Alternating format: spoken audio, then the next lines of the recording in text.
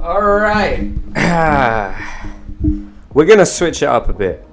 Usually we do characters we want in Marvel Rivals. So, obviously, I use Marvel characters because that's who will most likely be added. But if there's one thing we know brings in the money for these games, it's guest appearances. If Nintendo can get Joker and Steve, and Mortal Kombat can get every action hero under the sun, Marvel can absolutely get some non-Marvel characters to show up. So that's what we're doing today. The only exception is no DC characters. Although obviously it would be cool to have some Justice League guests, Marvel isn't going to pay its #1 competitor, and I already did a DC video. That being said, let's kick off with my personal top pick for a guest character, the TMNT. I love the Turtles, almost as much as I love Spider-Man, so this is a biased pick. I don't give a fuck how they work, I don't care if they break the game, I don't give a fuck if they count as one character or 4 separate ones, I just want them there. However, if I had my way, I'd probably make them one character who can switch between the 4 turtles as a passive, each with different roles, like a hybrid character. Leo would be a dive DPS with more maneuverability, like a wall climb and double jump, as well as a smoke bomb escape option or grappling hook. Lower health at 250 as well. As for the primary fire, just mid to low damage shurikens. Most of his damage will be from the melee combo of his katanas. First ability would be a sneak, which is pretty much exactly like Psylocke's invisibility. Second ability would be a pressure point strike, which stuns enemies for a second, allowing him to get off 2 slashes. It will also be incredible for stopping ultimates in their tracks. Like I said, he's also got the smoke bomb, which would blind enemies but allow allies to see through. And lastly, a high damage spin attack that hits 3 times in a ring around him. If all 3 attacks hit, it does about 150 HP, but has a long cooldown and can be interrupted, so he can't just stun and insta-kill you. Mikey, on the other hand, would be more of a brawler DPS, so more HP at 300. Same sort of primary and melee as Leonardo, but the nunchucks slow enemies when they hit, and the shuriken aren't as fast. Both abilities will be engage options. Firstly, he spins his nunchucks around him and in front of him, damaging anybody nearby. Not as much range as Leo's AoE, but more damage. It also deflects projectiles. Second ability, he dives forward on his shell, bouncing around kind of like Squirrel Girl's ultimate, but obviously not as strong. I'm thinking this can either do very low damage but trip opponents, which feels more like Mikey's style, but also feels kind of broken, or it can just do higher damage without the trip. I don't know, you guys tell me. Raph is going to be a Vanguard, no shit, 650 health. I imagine the playstyle will be kind of like the Thing, but instead of having his jump escape option, he'll double down with more armor. As a drawback, he'll be the only turtle with no ranged options at all. Primary is punch/stabs, of course. First ability would be a double stab that lifts enemies up, ending with a headbutt that sends them flying backwards. Both Raphael and the stabbed enemy are invincible while being held for the sake of balancing. The second ability would be a charge. He can activate this while holding an enemy with the first ability, using them as a shield and lifting up enemies when gliding with them, or he can run them into a wall for a big chunk of damage. If he charges without stabbing someone first, he puts his head down, making his hitbox very small, and shooting the shell does no damage. And for his last ability, I want to steal Captain America's shield slam. You just leap into the air and slam down with your shell to do small damage but gain bonus health, mostly an engagement tool. And you probably saw this coming, but Donnie has support, 300 health as well. He's got tons of gadgets, so his build is the easiest, as we can do pretty much anything and still have it feel pretty accurate to the character. That being said, it's rare he uses healing in combat, so forgive me for taking some liberties. Giving him a ray gun that functions like Jeff's water spout will do fine. Melee combo is obviously staff strikes. Ability 1 will be a deflect, similar to Mikey, but more defensive. So it blocks any projectiles, melee, and nobody can pass through it, as it pushes enemies back like a fan. So you could use it to body block people too, however it does no damage. Second ability will be a vault kick. This will mostly be used as an escape option, as it can launch him pretty high and far, but does also have a hitbox on it, so in theory you could use it to kill a flying character, although that would be pretty difficult. Lastly, it's a shame that Rocket already has the revive pod because that would suit Donnie so damn well. I'll have to settle for him just giving bonus armor to his allies that also provides slow regen over time.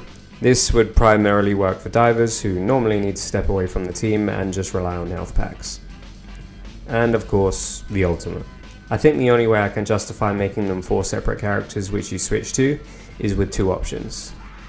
Either have them use team attacks every time they switch between one another, which to be honest just sounds OP and tough to build, or give them a shared ultimate, so it's the same for each character.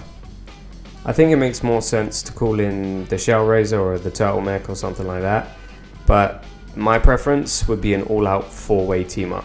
Maybe Donnie drops a portable half-pipe that traps enemies, then the turtles just skate back and forth. More than anything, I just want to hear the different voice lines and hear the turtles interact with the Marvel cast. Think about Donnie and Mr. Fantastic being besties, Raph and Wolverine beefing each other, Mikey and Spider-Man arguing over New York pizza, and Leo finding yet another father figure in Captain America. They could also have different team-ups depending on who you're playing as, but I'll save that for someone else to conceptualize because I've still got some other characters to get through, and I've spent enough time on my lean, mean, green, incredible team. Next up, we've got one I know a lot of you have wanted for a while, Spawn. Spawn is tricky, because he's one of those characters which basically has every fucking power you can think of. So fitting it all into one kit means I have to pick favorites. Still, he's too cool not to include, and I think making him a Vanguard with high damage output is probably the easiest way to allow for his versatility. So, for his passive, I think we use his precognition, which is stated to automatically protect him from danger. This means he can see when enemies have their ultimates. I don't know if we should let him fly, since his main utility is going to be on the ground, but I'm pretty easy, so maybe he can hover slowly. Give me input, let me know what you think, I don't really mind either way. We should also give him a black hole shield, which redirects fire rather than just blocking it, like a massive version of Captain America's shield. However, it only lasts for a short while rather than having health, and it can't block ultimates.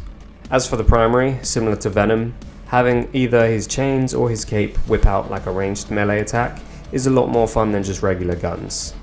Although, it wouldn't be Spawn without guns. So, as ability 1, letting him summon a massive arsenal of guns that all fire out of his cape, covering a wide area but relatively low damage, is great for CC, building ult charge, or finishing off high mobility characters.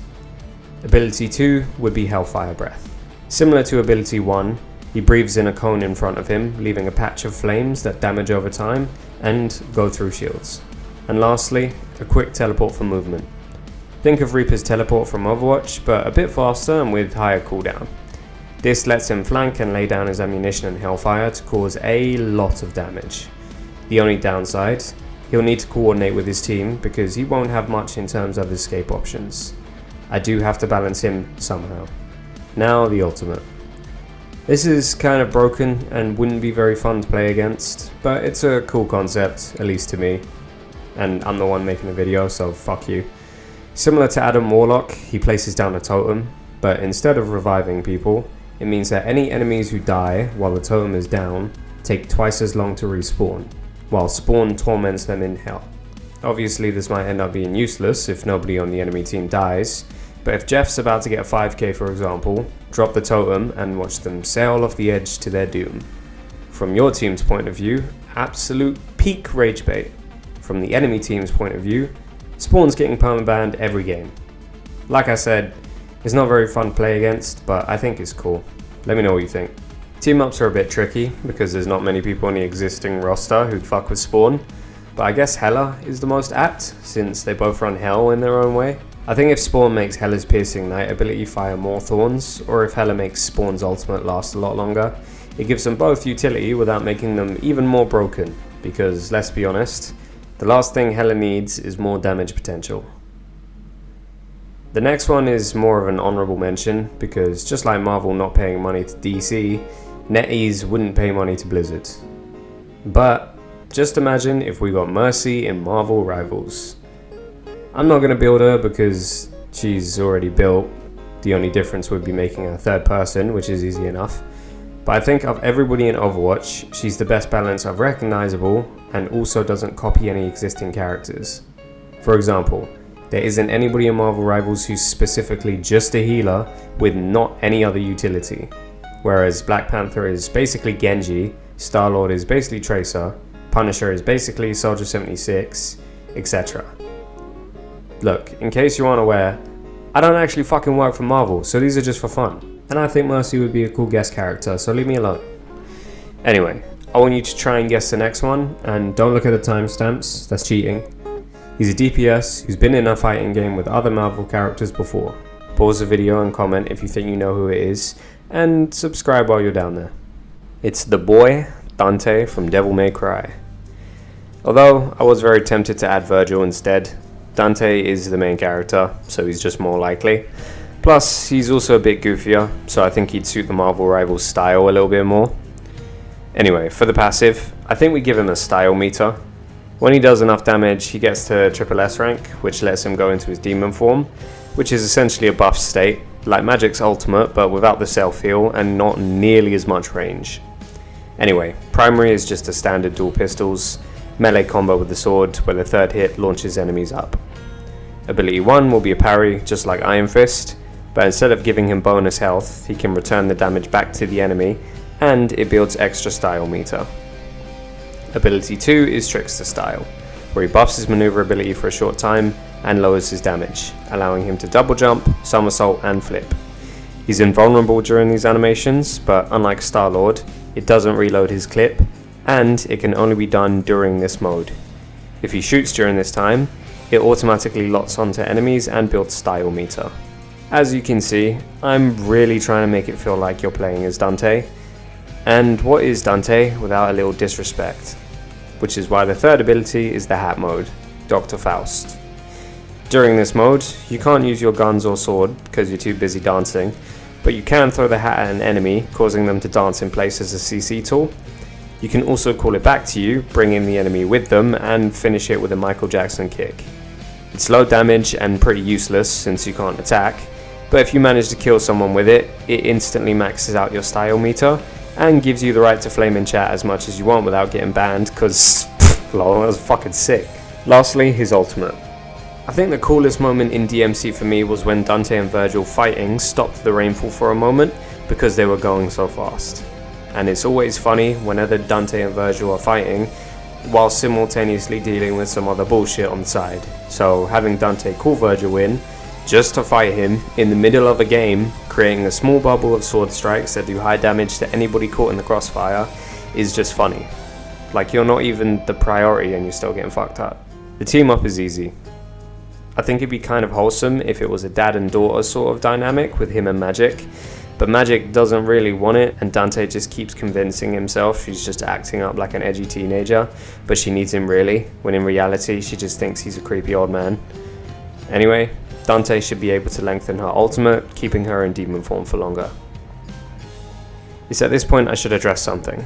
So far, I've only said 2 supports, and one's not even a standalone character, and the other is from a completely different franchise.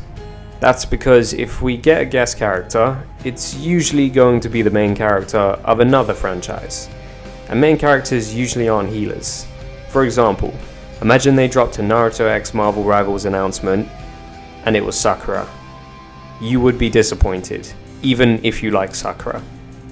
I tried, but realistically, I can't think of any other characters we could include as a guest that suit the support role, so suggest some below. Maybe I'll make a part 2. Anyway, now that that's out of the way, we can get back to GigaChat DPS status with Predator. That's that good shit. Marvel have already collabed with both Aliens and Predator, so of everybody I've named, I think this is probably the most likely to actually happen, even if it's just a skin. Regardless, having Predator as a dive DPS would suit Marvel Rivals so well. Having a primary fire as a slow but high damage plasma cannon with a melee combo for the blades is obvious enough, but also giving him a wall crawl for extra escape and stealth potential, since he won't have much else in terms of maneuverability. Then for his secondary, he can have the camo, but it works on a battery rather than a cooldown, like Star-Lord's jet boots. It could have a long cooldown, but getting the final hit in on an enemy restores a bit of charge. Getting hit while invisible also interrupts it for a couple seconds. Ability 1 would be a spear that he can leave in enemies and detonate remotely for some area of effect damage. Ability 2 would be electric bowlers that they can throw at a target to immobilize and electrocute them, doing a small amount of damage. This means, ideally, you'd want to go invisible, hit the bowlers, hit the spear, and then finish with a couple of blaster shots or melee strikes. Finally, for the ultimate, giving him the self-destruct, which is basically a lot like Scarlet Witch's ult, but with a few tweaks. Less range, and it obviously kills you when you use it, but it has a much faster startup. I'm contemplating adding a CC grab to it, where you can latch onto one character as you explode, meaning it could be good for countering things like Luna Snow's ult or Cloak and Dagger. As for team-ups, I think there's quite a few to choose from. So far, Predator's already clashed with Wolverine, Spider-Man and Black Panther in Marvel canon, but I think he'd get along great with Venom. And by great, I mean he'd be very intrigued with this symbiote as prey. Either way, if the Predator allowed Venom to go invisible whenever he's wall crawling, that makes sense in my mind. Definitely one of the weaker team-ups, but it'd make Venom just that much scarier. So, who else do you think would be a cool guest character? Or even just some collab skins? For Halloween, they're probably going to do some Marvel Zombies themed skins, but I bet if they did something similar to Mortal Kombat, where they gave a bunch of horror icon skins to characters, that would also be cool. Freddy Krueger Wolverine, Jason Voorhees Magic, Pennywise Loki, etc. I've also got a skins we want in Marvel Rivals video on the way, so tell me what you want next. Should I prioritize the regular heroes we want, or do another guest character edition, or revisit the DC Rivals concept, or do the skins video first? Thanks for watching as always, let me know and I'll see you again soon.